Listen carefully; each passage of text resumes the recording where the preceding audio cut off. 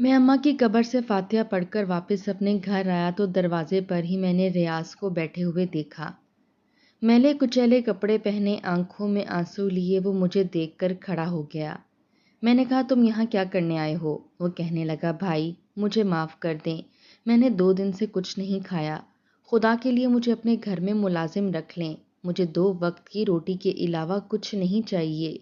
वो मेरा भाई था। इसकी आंखों में आंसू देखकर, इसकी बिगड़ी हुई हालत देखकर मैंने इसे अपने साथ लगा लिया। वो मेरे साथ लगकर फूट फूट कर रोने लगा। वो कहने लगा, मुझे अपने रवैये पर बहुत अफसोस है। मैंने अम्मा के साथ अच्छा नहीं किया। मैंने घर का दरवाज़ा खटखटाया। पता नहीं कैसे मेरे घर का पता ढूंढता हुआ वो यहाँ तक पहुँचा था। फातिमा ने दरवाज़ा खोला तो सामने रियाज को देखकर मुझे नाफहमी से देखने लगी, क्योंकि इसने तो कभी इसे देखा नहीं था। मैंने कहा, ये मेरा छोटा भाई है, रियाज। ये सुनकर इसने सलाम किया। रियाज को मैंने अपने कपड़े दिए, इसे कहा कि नहाकर कपड़े तब्दील कर लो। फातिमा खाना लगा चुकी थी। पेट भरकर इसने खाना खाया और बार बार मुझसे माफ़ी मांगे जा रहा था। कह रहा था कि मैं आपके सामने बहुत शर्मिंदा हूँ। मैंने कहा, कोई बात नहीं। मैं इसे उसी फैक्ट्री में नौकरी लगवा चुका था जहां मैं खुद सुपरवाइजिंग कर रहा था। रात को हम लोग एक साथ ही घर वापस आते थे। फातिमा की तबीयत इन दिनों ठीक नहीं थी। डॉक्टर के पास लेकर गया तो डॉक्टर की खबर सुनकर मेरी आंखों से आंसू बहने लगे। अगर मेरी माँ जिंदा होती तो कितनी खुश होती। मेरा बच्चा इस दुनिया में उस वक्त आ रहा है जब ना इसके दादा जिंदा हैं ना दादी। फातिमा की तबीयत बहुत ज़्यादा ख़राब रहने लगी थी। डॉक्टर ने कहा कि बेड रेस्ट करना पड़ेगा। मैं उस वक्त किसी भी मुलाजमा पर भरोसा नहीं कर सकता था। रियाज कहने लगा, भाई आप भाभी के पास रुक जाएं, मैं आपका काम भी देख लूँगा। मैंने सोचा चलो ये भी अच्छा है। मैं 3-4 दिन घर पर ही रुका था। फातिमा के साथ घर के काम काज कराता रहा, इसका ख्याल भी रखता रहा। रियाज बड़ी ईमानदारी से काम कर रहा था। 1 महीना ही गुजरा था जब कहने लगा कि मुझे अपने बच्चों की बहुत याद आ रही है। आज बड़े बेटे ने माँ से छुपकर इसके मोबाइल से मुझसे बात की थी। ये कहते हुए वो आंसू बहाने लगा। कहने लगा कि बड़ा बेटा कह रहा था कि मामू ने मुझे थप्पड़ मारा है और अम्मी भी मामू को कुछ नहीं कहती। बाबा मुझे आकर ले जाओ, मुझे अम्मी के साथ नहीं रहना। ये कहकर वो फूट फूट कर रोने लगा। मैंने कहा कि इस मामले में मैं तुम्हारी क्या मदद कर सकता हूँ? तुम्हारी बीवी ने ही सब कुछ किया है। इसी ने अपने भाइयों को आगे लगाया, तुम्हारे साथ बदमाशी करवाई। इस घर में मेरा भी हिस्सा था, लेकिन सब कुछ इसने अपने नाम लगवा लिया। वो कहने लगा, इसके पास भी कुछ नहीं बचा। इसके भाइयों ने वो घर बेच दिया, सारे पैसे अपने पास रख लिए। अब इसकी हैसियत अपने भाइयों के घर में एक मुलाजमा की सी है। मैंने कहा, तुम ये कैसे कह सकते हो? वो कहने लगा, मेरे एक दोस्त ने बताया था जो मेरे सालों के पड़ोस में रहता है कि तुम्हारे साले तुम्हारी बीवी के साथ अच्छा सलूक नहीं करते। सारे घर का काम काज तुम्हारी बीवी कर रही है और इसके भाई हर वक्त इसके चीखते चिल्लाते रहते हैं। तुम्हारे बच्चों के मुंह पर भी थप्पड़ मारते हैं। इन्हें ठीक से खाना पीना भी नहीं दे रहे। मेरे बच्चे बहुत कमज़ोर हो गए हैं। मैंने कोई जवाब नहीं दिया। इसकी बीवी ने मेरी माँ के साथ जिस कदर बुरा सलूक किया था, इसके साथ ऐसा ही होना चाहिए था। वो अपने भाइयों की बातों में आकर मेरी माँ को गाय के बाड़े में रखती थी। इससे पूरे घर का काम करवाती थी कि उम्र से पहले ही मेरी माँ को इतनी बीमारियां लग गईं। मैंने कहा कि तुम्हें ऐसी बीवी से हमदर्दी हो रही है? रियाज, जिसने हमारी माँ के साथ गैर इंसानी सलूक किया। वो कहने लगा, मुझे इस औरत से कोई हमदर्दी नहीं है। मेरी तरफ से वो भाड़ में जाए या मर जाए, लेकिन मेरे छोटे मासूम बच्चों का तो कोई कसूर नहीं। मैंने कहा, अगर तुम्हें अपने बच्चों से मिलने जाना है तो मैं तुम्हें पैसे दे देता हूँ। तुम जाकर अपने बच्चों से मिल आओ। इन्हें अच्छे कपड़े खरीद कर दे दो, खाने पीने का सामान भी दे दो। मैंने इसे 20,000 रुपये दिए। वो गांव चला गया। 5 दिन बाद वो वापस आया था, लेकिन अकेला नहीं। इसके बीवी बच्चे भी साथ ही आए थे। ये देखकर मेरे माथे पर बल पड़े। इसकी बीवी पहले से काफ़ी कमज़ोर थी, बच्चे भी बेहाल थे। वो मेरे सामने हाथ जोड़कर रोने लगी, माफ़िया मांगने लगी कि भाई हमें माफ़ कर दें। मैंने अपने भाइयों के कहने पर ही ये सब किया था। आपकी माँ के साथ अपना रवैया हमेशा बुरा रखा, मुझे माफ़ कर दें। मैंने कोई जवाब नहीं दिया और अंदर आ गया। रियाज अपनी बीवी बच्चों को भी अंदर ले आया। اس کی بیوی روبینہ فاطمہ کے پیر پکڑ کر معافی مانگنے لگی کہ آپ بھائی سے کہیں کہ ہمیں معاف کر دیں۔ میں نے جب سے سنا کہ اللہ نے آپ پر رحمت کی ہے تو مجھ سے رہا نہیں گیا۔ میں نے ریاض سے کہا کہ مجھے ساتھ لے جاؤ، میں اپنی جٹھانی کی خدمت کروں گی، اس کا خیال رکھوں گی، اسے زمین پر پیر بھی نہیں رکھنے دوں گی، بس آپ لوگ ہمیں سہارا دے دو۔ فاطمہ نے میری طرف دیکھا تھا لیکن میں نے کوئی جواب نہیں دیا۔ وہ کہنے لگی ٹھیک ہے، آپ لوگ یہاں رہ سکتے ہیں۔ یہ سن کر روبینہ خوش ہو گئی۔ ایک کمرہ فاطمہ نے ریاض اور روبینہ کو دے دیا تھا، اب وہ لوگ یہیں رہتے تھے۔ ریاض میرے ساتھ کام پر جانے لگا۔ جب میں واپس گھر آیا تو پورا گھر صاف ستھرا تھا، کھانا بنا ہوا تھا۔ فاطمہ اپنے کمرے میں تھی، میں سیدھا فاطمہ کے پاس گیا۔ وہ کہنے لگی روبینہ نے تو مجھے اٹھنے نہیں دیا، سارا کام خود ہی کیا ہے، بہت اچھی عادت کی ہے، اللہ نے اس کا دل پلٹ دیا ہے، اب وہ سدھر گئی ہے۔ میں نے کہا بس خیال رکھنا، اپنا بھی اور اپنے گھر کا بھی۔ وہ کہنے لگی آپ بے فکر رہیں، فاطمہ کا دل بھی شاید بہت اچھا تھا، اب کھانا روبینہ ہی بناتی تھی اور گھر کے کام بھی کرتی تھی۔ ایک بار ریاض مجھ سے کہنے لگا کہ بڑا اسکول بیٹا جانے کے لیے قابل ہو گیا ہے۔ میں نے کہا تو اسکول میں داخل کروا دو۔ وہ کہنے لگا بھائی آپ کو تو پتہ ہے ابھی میری تنخواہ کم ہے اور پھر گھر میں آدھا خرچہ میں بھی کرتا ہوں، حالانکہ وہ گھر میں صرف 10,000 دیتا تھا، باقی کے سارے اخراجات میں خود کرتا تھا۔ میں نے کہا ایسا کرو تم اپنے بیٹے کا داخلہ کروا دو، گھر کے خرچے میں خود دیکھ لوں گا۔ وہ کہنے لگا بھائی میں آپ کا احسان مند ہوں، آپ نہ ہوتے تو میں تو اس وقت فقیر ہو چکا ہوتا۔ میں نے کہا کوئی بات نہیں، بھائی ہی بھائی کا ساتھ دیتا ہے۔ دوسرا مہینہ تھا اور فاطمہ کی طبیعت بہتر ہونے کا نام نہیں لے رہی تھی، اسے گرمی بہت زیادہ لگنے لگی تھی۔ میں نے اس کے کمرے میں ایک اے سی لگوا دیا تاکہ وہ سکون سے اپنا وقت گزار سکے۔ ویسے بھی بجلی کا بل میں نے ہی بھرنا تھا، لیکن جب میں فیکٹری سے واپس آیا تو دیکھا کہ کمرے میں روبینہ اور اس کے دونوں بچے شور مچا رہے تھے اور فاطمہ اپنا سر باندھے بیٹھی تھی۔ جیسے ہی میں کمرے میں آیا تو روبینہ اپنے بچوں کو لے کر کمرے سے باہر چلی گئی۔ فاطمہ کی آنکھیں سوجی ہوئی تھیں۔ میں نے کہا تمہیں کیا ہوا ہے؟ کہنے لگی کچھ نہیں، بس بچوں کے شور کی وجہ سے سر میں درد تھا۔ میں نے کہا کہ تو تمہیں کس نے کہا تھا کہ انہیں کمرے میں بٹھاؤ؟ وہ کہنے لگی باہر گرمی بہت تھی، بچے رو رہے تھے اور روبینہ نے میری منت سماجت کی کہ بس بچوں کو بٹھا لوں۔ میں اسے انکار کرتی اچھی تو نہیں لگتی کہ میں اکیلی اے سی میں رہتی اور آپ کی بھابھی اور بچے گرمی میں باہر روتے رہتے، لیکن بچے بہت شرارتی ہیں، بہت شور مچاتے ہیں، میرے سر میں بہت درد ہو رہی ہے، پتہ نہیں ذرا سی آواز بھی مجھ سے برداشت نہیں ہوتی۔ میں نے کہا تم نے کھانا تو ٹھیک سے کھایا ہے؟ کہنے لگی کھانا تو کھاتی ہوں لیکن کچھ ہضم ہی نہیں ہوتا، بڑی مشکل سے تھوڑا سا پھل ہضم ہوا ہے۔ میں نے کہا پھل کہاں ہے؟ کیا تم نے سارا پھل کھایا ہے؟ کہنے لگی نہیں، مجھ سے کہاں اتنا کھایا جاتا ہے، وہ تو روبینہ نے اپنے بچوں کو دیا تھا، خود بھی کھا رہی تھی، اب میں اسے روک تو نہیں سکتی تھی۔ میں نے کہا فاطمہ میں تمہارے لیے سب کچھ لا کے رکھتا ہوں تاکہ تمہیں کمزوری نہ ہو، اور ایک تم ہو کہ دیکھو میری بات سنو۔ ریاض اپنی بیوی اور بچوں کے لیے پھل لا کر اپنے کمرے میں رکھتا ہے، وہ لوگ کھا سکتے ہیں، تھوڑا سا اپنا رویہ ایسا رکھو کہ سامنے والا تمہیں مصیبت میں نہ ڈالے۔ وہ کہنے لگی آپ ایسا کیوں سوچتے ہیں؟ میں ایسا نہیں سوچتی، اگر ایک انسان کو اپنے رویے کا افسوس ہے اور وہ سدھر گیا ہے تو پھر اس کے ساتھ دل صاف کر کے ملنا چاہیے۔ آپ کیوں اپنا دل اپنے بھائی اور بھابھی کی طرف سے صاف نہیں کر لیتے؟ بہرحال رات کو کھانے کے بعد جب میں سونے کے لیے کمرے میں گیا تو کچھ دیر بعد ہی دروازے پر دستک ہوئی۔ میں نے دروازہ کھولا تو ریاض نے اپنے چھوٹے بیٹے کو پکڑا ہوا تھا، وہ روئے جا رہا تھا۔ وہ کہنے لگا اسے گرمی بہت لگ رہی ہے، شاید دن بھر اے سی میں رہا ہے، اس لیے بھائی اگر آپ کو اعتراض نہ ہو تو ہم لوگ زمین پر بستر بچھا کر سو جائیں، اے سی تو چلنا ہی ہے، بل بھی آنا ہے، چلو ہم لوگ بھی سکون سے سو جائیں گے۔ میں نے ایک نظر فاطمہ کی طرف دیکھا، وہ کہنے لگی ہاں ہاں آپ لوگ نیچے بستر بچھا کر لیٹ جائیں، کوئی بات نہیں، گرمی واقعی بہت ہے۔ جلدی سے ریاض نے روبینہ کو بتایا، اس نے نیچے بستر بچھایا اور اپنے بچوں کو لے کر لیٹ گئی۔ ہم دونوں میاں بیوی کی تو جیسے پرائیویسی ہی ختم ہو چکی تھی۔ روزانہ وہ لوگ بستر بچھا کر ہمارے کمرے میں سو جاتے اور کبھی کبھی تو روبینہ اپنا بڑا بیٹا بھی ہمیں پکڑا دیتی کہ نیچے جگہ کم ہے، آپ اسے اپنے ساتھ سلا لیں۔ 3 مہینے بعد جب میں فاطمہ کو چیک اپ کے لیے ڈاکٹر کے پاس لے کر گیا تو ڈاکٹر کہنے لگی آپ کا بچہ بہت چھوٹا ہے، کمزور ہے۔ اس نے کچھ دوائیاں لکھ کر دیں کہ اپنی بیوی کو یہ سب دوائیاں دیں، اسے وہ خوراک نہیں مل رہی جتنی اسے ضرورت ہے۔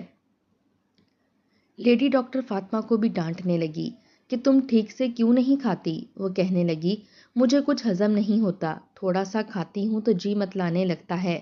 ڈاکٹر کہنے لگی چاہے کچھ بھی ہو زبردستی کھاؤ لیکن بھوکی نہ رہو، ورنہ تمہارا بچہ بہت کمزور ہوگا، پھر تم اسے ڈاکٹر کے پاس لے لے کر گھومو گی۔ کمزور بچے کی پیدائش بہت مشکل ہوتی ہے۔ یہ سن کر مجھے بڑا دکھ ہوا تھا۔ میں نے کہا فاطمہ تم کیوں اپنا خیال نہیں رکھتی؟ وہ کہنے لگی اصل میں روبینہ کام کرتے کرتے تھک جاتی ہے، اس لیے کبھی کبھی کھانا لیٹ بناتی ہے اور میں اس وقت سو جاتی ہوں۔ جب اٹھتی ہوں تو وہ کہتی ہے کہ بچوں نے روٹی زیادہ کھا لی تھی، میں آپ کو پکا دیتی ہوں، لیکن ابھی رات کا کھانا بھی بنانا ہے تو میں روبینہ سے کہہ دیتی ہوں کہ تم رہنے دو، میں رات کو ہی کھانا کھا لوں گی۔ یہ سن کر تو جیسے مجھے آگ لگی تھی۔ میں نے کہا تم فاقے کاٹ رہی ہو؟ کیا تم نے روبینہ کو اس لیے رکھا تھا کہ وہ اپنا اور اپنے بچوں کا ہی پیٹ پالتی رہے، تمہارا ذرا بھی خیال نہ رکھے؟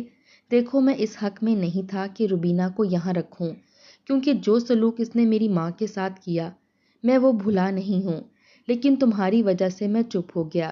ابھی ان کو آئے ہوئے 1 مہینہ نہیں ہوا اور تم نے روبینہ کی اور بچوں کی صحت دیکھی ہے؟ اپنا پھل بھی کھاتی ہے، تمہارا بھی کھا جاتی ہے، تمہیں کھانا بھی وقت پر نہیں دیتی۔ اس سے اچھا تھا کہ میں کوئی ملازمہ رکھ لیتا، وہ تمہارا خیال تو رکھتی۔ وہ کہنے لگی مجھے اچھا نہیں لگتا کہ میں اسے کہوں کہ مجھے روٹی پکا کر دو، ایک تو ڈاکٹر نے مجھے بستر پر لیٹنے کی سزا دے دی ہے، ورنہ میں اپنے لیے خود پکا لیتی، اتنی بھی بیمار نہیں ہوں۔ میں نے کہا تم نے ڈاکٹر کی باتیں سنی ہیں، وہ کیا کہہ رہی تھی؟ تمہیں آرام کی ضرورت ہے۔ میں ریاض سے بات کرتا ہوں، گھر کے سارے اخراجات میں برداشت کر رہا ہوں، اس لیے نہیں کہ تم کمزور ہو جاؤ۔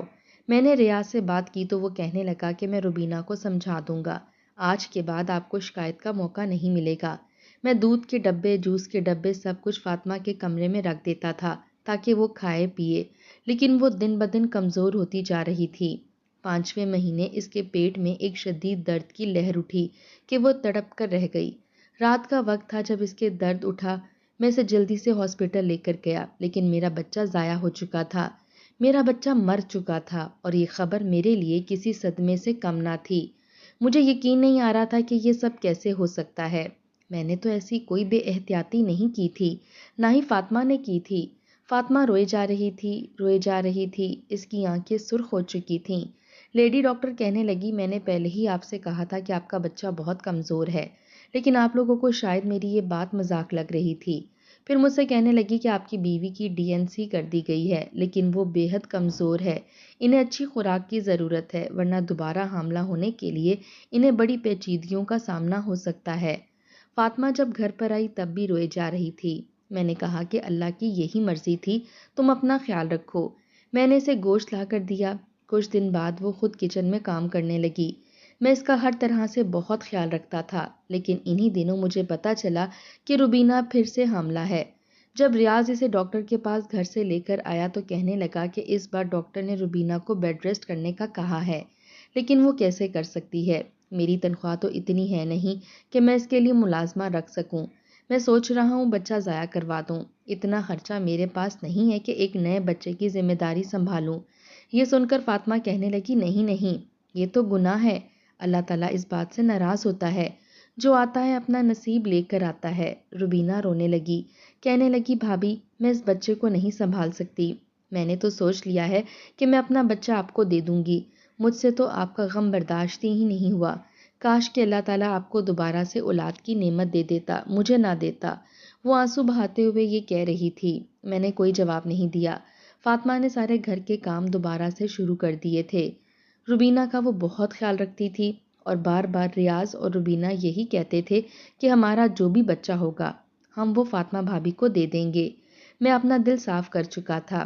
میرے باس نے ایک بار مجھے آفس میں بلایا، وہ کہنے لگے کہ تم بہت محنت سے کام کر رہے ہو اور تمہارا تجربہ بھی بہت ہے، میں چاہتا ہوں کہ ہم لوگ پارٹنرشپ پر کام کریں، محنت تمہاری اور پیسہ میرا، اور برابر برابر نفع ہوگا، کیونکہ اب میں دوسری فیکٹری کھولنا چاہ رہا ہوں، اس لیے یہ فیکٹری کی ساری ذمہ داری تمہیں دینا چاہتا ہوں۔ یہ سن کر میں خوش ہو گیا کیونکہ میری محنت کا پھل مجھے اب ملنے لگا تھا۔ کئی سال میں نے انتھک محنت کی تھی اور اب جا کر مجھے یہ دن دیکھنا نصیب ہوا تھا۔ میں بہت خوش تھا۔ گھر گیا تو مٹھائی کا ڈبہ لے کر گیا تھا، جب میں نے یہ خوشخبری ریاض کو اور فاطمہ کو سنائی تو ریاض خوش ہو گیا۔ وہ کہنے لگا اب تو میری تنخواہ بھی بڑھ جائے گی، ظاہر ہے میرا بھائی اب فیکٹری کا مالک بن گیا ہے۔ میں نے کہا مالک نہیں رکھوالا، اور میں تمہارے اکیلے کی تنخواہ تھوڑی بڑھا سکتا ہوں، بڑھے گی تو سب مزدوروں کی بڑھے گی۔ میری بات سن کر ریاض کے ماتھے پر بل پڑے تھے۔ وہ کہنے لگا یہ تو آپ میرے ساتھ زیادتی کریں گے، میں آپ کا بھائی ہوں، آپ کو میرے بارے میں سوچنا چاہیے۔ میں نے کہا میں نے ہمیشہ کام ایمانداری سے کیا ہے، اور اسی بات کا نتیجہ ہے کہ فیکٹری کا مالک مجھ پر بھروسہ رکھتا ہے، اس نے اسی لیے مجھے یہ ذمہ داری سونپی ہے، اور میں اس میں ذرا سی بھی کوتاہی یا بے ایمانی نہیں کروں گا۔ اگر وہ مالک کہے گا تبھی ورکر کی تنخواہ بڑھے گی۔ روبینہ کہنے لگی لیکن بات تو آپ کی غلط ہے بھائی صاحب، ہمارے بھی 2 بچے ہیں، اخراجات بڑھ رہے ہیں، کیا حرج ہے اگر آپ ریاض کی تنخواہ ہی بڑھا دیں؟ اب تو سب کچھ آپ کے ہاتھ میں ہے، یہاں تک کہ مالک نے آپ کو بینک میں اکاؤنٹ بھی کھلوا کر دیا ہے، پیسہ بھی آپ کے ہاتھ میں ہوگا۔ جب تنخواہ آپ ہی نے دینی ہے تو کیا حرج ہے 5 سے 10 ہزار ریاض کے ہاتھ میں زیادہ رکھ دیں، آپ کو کون پوچھنے والا ہے؟ میں نے کہا اللہ تو دیکھ رہا ہے، میں اس سے بے ایمانی کیوں کروں، اور یہ مردوں کے معاملات ہیں، اور مجھے سخت چڑ ہے جب عورتیں مردوں کے معاملات میں دخل اندازی دیتی ہیں۔ بات اگر میری چیزوں کی ہوتی تو ریاض نے گاؤں کا سارا گھر تمہارے نام کر دیا تھا، اماں سے دھوکے سے انگوٹھے لگوا کر۔ اگر مجھے لڑنا جھگڑنا ہوتا تو بھائی کا ساتھ نہ دیتا، بلکہ اس سے اپنا حصہ بھی مانگتا، اور جو قرضہ اس نے لیا تھا وہ بھی، جسے تمہارے بھائی کھا کر ڈکار مار چکے ہیں، اور تمہیں بھی بے آسرا چھوڑ دیا۔ میری بات پر روبینہ کا چہرہ سرخ ہوا تھا، غصے سے وہ کمرے میں چلی گئی۔ ریاض کا بھی منہ بن گیا، دونوں بچوں کا ہاتھ پکڑ کر وہ بھی اپنے کمرے میں چلا گیا۔ فاطمہ کہنے لگی آپ کو کیا ضرورت تھی یہ بات کرنے کی؟ اگر آپ نے بھائی کے ساتھ کوئی نیکی کر ہی دی تھی تو ضروری تو نہیں کہ اسے جتایا جائے۔ میں نے کہا کیا تم وہ وقت بھول گئی ہو؟ اتنی محنت کی تھی ہم لوگوں نے دبئی میں، اور آج اگر مجھے میرے صبر کا کوئی انعام مل رہا ہے تو یہ کہہ رہا ہے میں بے ایمانی کروں تاکہ اللہ تعالیٰ مجھ سے اس نعمت کو چھین لے۔ وہ کہنے لگی ایسا کچھ نہیں ہوتا، کوئی نعمت نہیں چھنتی، چلیں آپ چھوڑیں، غصہ نہ کریں۔ میں نے کہا مجھے جب وہ وقت یاد آتا ہے تو تمہیں نہیں پتا، میرا خون کھول اٹھتا ہے، میں سوچ بھی نہیں سکتا جس طرح کا رویہ اس نے میری ماں کے ساتھ رکھا تھا، میں کچھ بھی بھولا نہیں ہوں، مجھے سب کچھ یاد ہے، میری ماں کس طرح سے تڑپ تڑپ کر مری ہے، گندا جانوروں والا پانی پی پی کے، جانوروں والا چارہ کھا کھا کے۔ میں نے بدلہ لینا ہوتا تو کبھی بھی انہیں سہارا نہیں دیتا، لیکن مجھے یہ جو کام کہہ رہا ہے میں وہ ہرگز بھی نہیں کروں گا۔ میں دیانت داری کبھی نہیں چھوڑوں گا اور نہ ہی کسی کی تنخواہ بڑھاؤں گا جب تک کہ میرا سیٹھ مجھ سے یہ نہ کہہ دے۔ میرے سیٹھ نے مجھے ابھی تنخواہ بڑھانے کے لیے نہیں کہا تھا، مجھے سمجھ نہیں آتی تھی کہ تنخواہ بڑھوا کر ریاض نے کرنا کیا ہے۔ گھر پر سارے اخراجات میں اٹھا رہا تھا، صرف اپنے بچے کی فیس ہی وہ بھرتا تھا، اس کے علاوہ وہ کچھ نہیں کرتا تھا۔ مہینے کے 30 ہزار وہ کہاں خرچ کر رہا تھا، کیا کرتا تھا، مجھے کچھ پتا نہیں تھا۔ اب تو اس کی بیوی کی ڈاکٹر کی فیس بھی میرے ذمہ آ چکی تھی۔ ابھی 15 دن ہی گزرے تھے کہ ریاض کہنے لگا بھائی صاحب مجھے ایک موٹر سائیکل کی ضرورت ہے، مجھے روبینہ کو ڈاکٹر کے پاس لے کر جانا ہوتا ہے اور رکشوں میں اور بسوں میں دھکے کھانے پڑتے ہیں۔ دوسرا میں ویسے بھی گورنمنٹ کے ہاسپٹل میں کیس کروانا چاہتا ہوں کیونکہ میرے پاس پیسے نہیں ہیں۔ فاطمہ کہنے لگی بھائی آپ کو کس نے کہا ہے کہ آپ پیسے خرچ کریں؟ ہر مہینے میں روبینہ کو چیک اپ کے لیے پیسے دیتی ہوں اور اپنی لیڈی ڈاکٹر سے بات بھی کر رکھی ہے۔ وہ کہنے لگا ہم اتنے نخرے برداشت نہیں کر سکتے، رہنے دیں، میں اپنی بیوی کو اپنی حیثیت کے مطابق ہی رکھوں تو بہتر ہے۔ ہاں لیکن یہ مت سمجھیے گا کہ میں اپنی بات سے پھر جاؤں گا، بچہ ہوگا تو آپ کو دے دوں گا۔ پھر کہنے لگا آپ موٹر سائیکل لے کر دے سکتے ہیں تو بتا دیں، ورنہ پھر میں قسطوں پر موٹر سائیکل لے لیتا ہوں، میری تو اوقات اتنی ہی رہ گئی ہے۔ اس نے بات کچھ اس انداز سے کہی کہ مجھے غصہ تو بہت آیا تھا، لیکن میں نے کہا میں تمہیں موٹر سائیکل خرید دیتا ہوں۔ میری اس بات پر بھی اس کا موڈ ٹھیک نہیں ہوا تھا، میں نے اسے چند دنوں میں موٹر سائیکل بھی خرید دی۔ اب تو میاں بیوی منہ اٹھاتے تھے، بچوں کو موٹر سائیکل پر بٹھاتے اور گھومنے چلے جاتے۔ سارا کام فاطمہ کے ذمہ لگا ہوا تھا۔ روبینہ واپس آ کر کہتی تھی ڈاکٹر نے ڈرپ لگا دی تھی، سارے پیسے خرچ ہو گئے۔ فاطمہ اسے ہر بار ہزاروں روپے دیتی تھی، اس لیے کہ جب اس کا بچہ ہوگا تو روبینہ اسے اپنا بچہ دے دے گی۔ وقت یوں ہی گزرنے لگا، میں نے بھی چپ سادھ لی تھی۔ میں سوچ چکا تھا کہ اب جیسے ہی میں اچھے پیسے کما لوں گا تو اپنا گھر الگ کر لوں گا اور ریاض کو اپنے ساتھ نہیں رکھوں گا۔ ان دنوں میں فیکٹری کو چلانے کے لیے بہت محنت کر رہا تھا، لیکن فیکٹری سے ایک بڑی رقم غائب ہوئی تھی۔ اور مجھے سمجھ نہیں آ رہا تھا کہ وہ پیسے گئے تو گئے کہاں۔ میں نے اپنے مینیجر کو بلایا، میں نے کہا کہ 10 لاکھ کی رقم کیسے غائب ہو گئی؟ وہ کہنے لگا پتہ نہیں سر، پیسے بینک سے نکالنے کے لیے جب سیٹھ عابد نے چیک دیا تھا تو میں اس وقت اپنے بچے کو ڈاکٹر کے پاس لے کر جا رہا تھا۔ میں نے وہ چیک ریاض کو دے دیا تھا اور کہا تھا کہ پیسے کیش کرا کر آپ کو دے دے۔ وہ کہہ رہا تھا کہ اس نے سارے پیسے آپ کو دے دیے ہیں۔ یہ سن کر میرے ہوش اڑ گئے۔ میں نے کہا کہ تم نے مجھے کیوں نہیں بتایا؟ وہ کہنے لگا آپ کا بھائی ہے، مجھے تو لگا آپ کو خود بتا دے گا، پیسے بھی دے دے گا۔ میں نے جلدی سے ریاض کو فون کیا، اس نے فون اٹھایا تو میں نے کہا 10 لاکھ کی رقم تم نے کہاں رکھی ہے؟ وہ کہنے لگا آپ کے آفس میں آپ تھے نہیں، میں نے بیگ آپ کے کمرے میں رکھ دیا۔ میں نے کہا تم نے مجھے بتانے کی زحمت نہیں کی۔ وہ کہنے لگا اس میں بتانے والی کیا بات تھی؟ میں نے پیسے آپ کے کمرے میں رکھ دیے تھے، آپ سامنے ہی ہیں، دیکھ سکتے ہیں۔ میں نے کہا مجھے تو یہاں کوئی پیسے نظر نہیں آ رہے، کہاں رکھے تھے؟ وہ کہنے لگا آپ کی ٹیبل پر رکھے تھے۔ میں نے کہا کیوں جھوٹ بول رہے ہو؟ میں نے کہا تم اتنے غیر ذمہ دار ہو کہ تم اتنی بڑی رقم یوں ہی میرے کمرے کے اندر ٹیبل پر رکھ کر چلے گئے، وہ بھی اس وقت جب میں کمرے میں تھا بھی نہیں۔ تم گھر سے واپس فیکٹری آؤ اور مجھے ہر صورت 10 لاکھ کی رقم دو۔ وہ فیکٹری آیا اور کہنے لگا میں نے تو ٹیبل پر رکھے تھے، مجھے نہیں پتا کس نے لیے۔ کچھ دیر بعد ہی یہ خبر سیٹھ عابد تک بھی پہنچ گئی۔ وہ کہنے لگا کہ میں نے تم پر بھروسہ کیا تھا، تم کیسے اتنی بڑی رقم غیر ذمہ دارانہ طریقے سے ادھر ادھر پھینک سکتے ہو؟ میں نے کہا رقم مجھ تک پہنچی ہی نہیں، مینیجر نے مجھے نہیں بتایا اور ریاض کو پیسے نکلوانے کے لیے بھیج دیا۔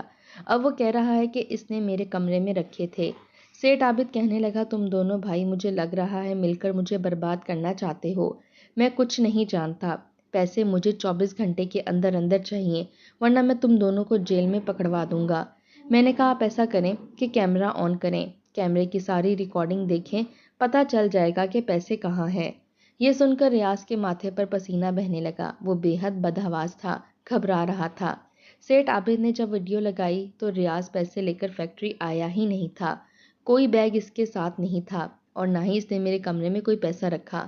یہ دیکھ کر سیٹھ عابد کہنے لگا ریاض بتاؤ پیسے کہاں ہیں ورنہ میں تمہیں پولیس کے حوالے کر دوں گا۔ پھر مجھ سے کہنے لگا کہ پھر تم شکایت نہ کرنا کہ تمہارے بھائی کو جیل میں ڈال دیا۔ میں نے کہا میری طرف سے آپ اس کے ساتھ جو چاہے سلوک کریں، بے ایمانی کرنے والا میرا بھائی بھی ہوگا تو میں اس کا ساتھ نہیں دوں گا، کیونکہ میں نے اب تک جتنا کام کیا ہے دیانتداری سے کیا ہے، میں چور نہیں ہوں، اس لیے مجھے گھبراہٹ بھی نہیں ہے۔ ریاض رونے لگا، کہنے لگا مجھے معاف کر دیں، پیسے میری بیوی کے پاس ہیں۔ یہ سن کر میرا دماغ گھوم کے رہ گیا تھا، مجھے سمجھ نہیں آتی تھی یہ بار بار اپنی بیوی کے ہاتھوں دھوکہ کھانے کے لیے ہی پیدا ہوا ہے۔ پہلے اس نے اس کو بیچ کھایا اور اب اسے چوری پر اکسا رہی تھی۔ میں نے کہا ایسا کریں اس کے ساتھ اس کی بیوی کو بھی جیل میں بند کر دیں، میرا ان دونوں سے کوئی تعلق نہیں۔ میں بھی یہ بات ہی کر رہا تھا جب مجھے فاطمہ کا فون آیا، وہ کہنے لگی میری طبیعت ٹھیک نہیں ہے، مجھے ڈاکٹر کے پاس لے جائیں۔ یہ سن کر میں بھاگا دوڑا فاطمہ کے پاس آیا، اسے ڈاکٹر کے پاس لے کر گیا۔ ڈاکٹر نے اس کے ٹیسٹ لیے، پھر جو خبر ڈاکٹر نے سنائی وہ سن کر میرے ہوش اڑ گئے۔ ڈاکٹر کہنے لگی آپ کی بیوی کو سلو پوائزن دیا جا رہا ہے اور اس کا بچہ بھی شاید اسی وجہ سے ضائع ہوا ہے۔ یہ سن کر تو میرا دماغ کی تنابیں بجنے لگی تھیں، یہ عورت بہت خطرناک تھی، اس نے میرے بچے کو مار ڈالا اور میری بیوی کو بھی زہر دے رہی تھی تاکہ وہ بھی مر جائے اور میں ان کی غلامی کرتا رہوں اور یہ میرے سر پر دونوں میاں بیوی بیٹھ کر پلتے رہیں۔ ریاض کو پولیس پکڑ کر لے گئی تھی، 10 لاکھ کی رقم روبینہ کے کمرے سے ملی تھی۔ اب وہ رو دھو رہی تھی اور اس امید سے مجھے دیکھ رہی تھی کہ شاید میں اس کی مدد کروں، لیکن میں نے اس بار پکا ارادہ کر لیا تھا۔ میں نے اپنا سارا ساز و سامان اٹھایا اور اپنے چھوٹے سے فلیٹ میں چلا گیا۔ فاطمہ کا میں نے مکمل علاج کرایا، بروقت علاج سے اس کی جان بچ گئی تھی اور پھر 1 سال بعد اللہ نے مجھے نیک اور صالح بیٹا بھی عطا کر دیا۔ اور روبینہ ابھی بھی بار بار میرے پاس آتی تھی کہ ریاض کی ضمانت کرا دیں۔ میں نے کہا میرا اس سے کوئی تعلق نہیں۔ 2 سال بعد ریاض کی رہائی ہوئی تھی، لیکن اس کے بعد میں نے اس سے کوئی تعلق نہیں رکھا۔ کچھ لوگوں کی فطرت ایسی ہی ہوتی ہے، ان کے ساتھ جتنی مرضی بھلائی کر لو وہ لوگ ویسے کے ویسے ہی رہتے ہیں۔ لیکن اب میں دھوکہ نہیں کھانا چاہتا تھا، چاہے پھر وہ میرا سگا بھائی ہی کیوں نہ ہو۔